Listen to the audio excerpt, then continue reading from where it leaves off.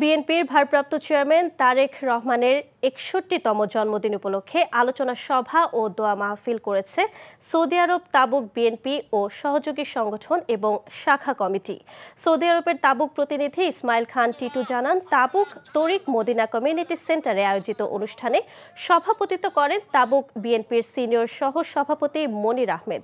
প্রধান অতিথি ছিলেন তাবুক বিএনপির প্রতিষ্ঠাতা সভাপতি আলহাজ আব্দুল জলিল মৃধা।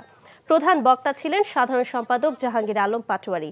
বিশেষ বক্তা ছিলেন তাবুক যুব দলের সভাপতি AKM আনোয়ার। তাবুক প্রাদেশিক শ্রমিক দলের সভাপতি মোহাম্মদ সাজু মিয়ার সঞ্চালনায় অনুষ্ঠানে আরও বক্তব্য দেন তাবুক বিএনপির সহসভাপতি জাবেদ মৃধা, শফিক চৌধুরী, সাংগঠনিক সম্পাদক MA রহিম, স্বেচ্ছাসেবক দলের ভারপ্রাপ্ত সভাপতি SM সাইফুল ইসলাম সহ অন্যরা। সভা শেষে শহীদ রাষ্ট্রপতি জিয়াউর রহমানের রুহের মাগফিরাত, 3 বারের প্রধানমন্ত্রী বেগম খালেদা জিয়ার সুস্থতা ও দীর্ঘায়ু এবং তারেক রহমানের সুস্বাস্থ্য কামনায় বিশেষ দোয়া করা হয়।